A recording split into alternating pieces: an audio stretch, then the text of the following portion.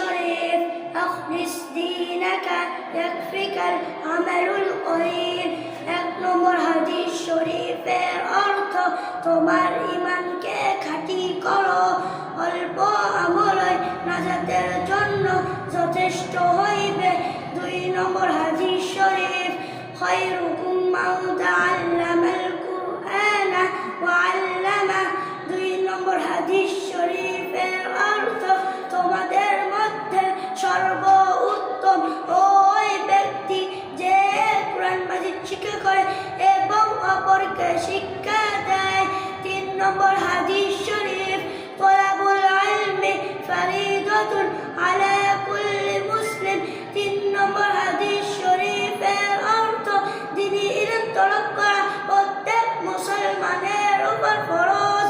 4 নম্বর হাদিস শরীফ আত-তুহুরু শাতরুল ঈমান। 4 নম্বর হাদিস শরীফের অর্থ পবিত্রতা ঈমানের অঙ্গ। 5 নম্বর হাদিস শরীফ